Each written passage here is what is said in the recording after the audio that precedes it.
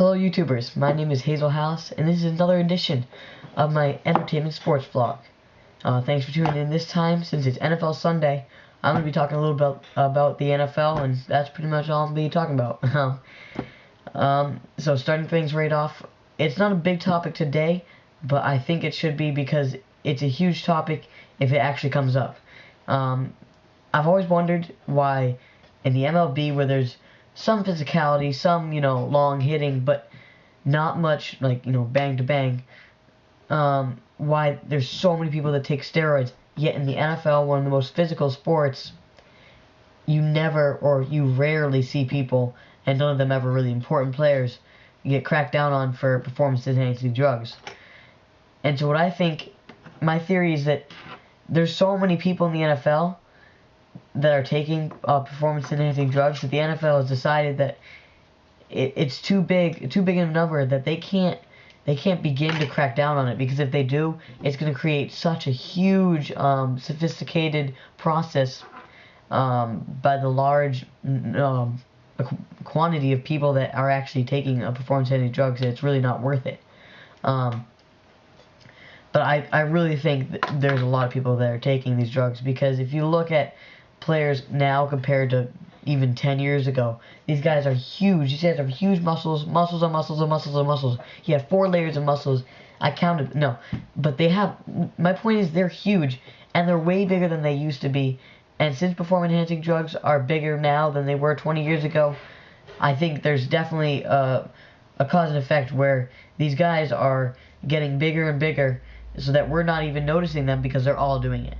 Another reason, another point by this is you see all the injuries, all the season-ending, even career-threatening injuries going on, like ACL tears. And I have a stat somewhere around here that within the first 2 weeks of training camp, which is, just sort of like weak routes and not really trying your hardest, already 15 season-ending knee injuries, which probably most of those are ACL or MCL tears.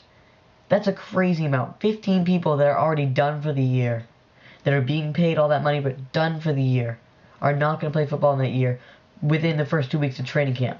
That number has grown. I don't have a stat exactly for how much it has grown, but I'm guessing at least 30 or 40 more people throughout preseason, throughout the rest of the training camp, have added onto that list, and that's going to affect teams. That's going to affect teams and their players and all around them, their organization and their fan base.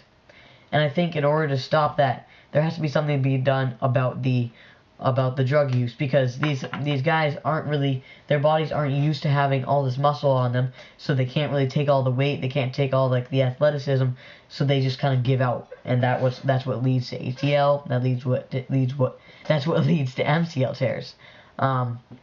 Moving on to that, although it does create an unpredictability in the NFL because of a lot of people getting out, it also creates an interesting aspect where there's a lot more teams that were bad one year that are good the next, because say you're like the Houston Texans, for example, where your top receiver, Andre Johnson, has a little bit of an injury-prone issue, and so you go out and you get a wide receiver in the draft, DeAndre Hopkins. He comes out and he's getting pretty much, I have the stat here, he's getting 243 yards, while your Pro Bowl wide receiver is getting 258. He has a touchdown while your star receiver doesn't. It creates this unpredictability, and it also creates this atmosphere where guys are coming off the bench and they're proving themselves, and so it kind of creates an interesting aspect where a lot of these guys are coming off the bench and doing well, and they can also carry their teams, and there's also a lot more comebacks because of that. Another example is Jordan Cameron. Although he wasn't really like a backup, he didn't really fill in for somebody, he's a guy that just came off the bench randomly, and look at him, he's already posting like the best stats in the NFL. With the first game of the season, or week 3, against Minnesota, he had put up 3 touchdowns in one game, and 6 receptions, 66 yards, and just this season has 20 receptions, 269 yards, and 4 touchdowns, leading tight ends in so many stats, and just because he's just a small backup that came out of nowhere, it's creating this unpredictability in the league, which is kind of fun. It creates a lot of comebacks, and a lot of teams are doing bad. For example, in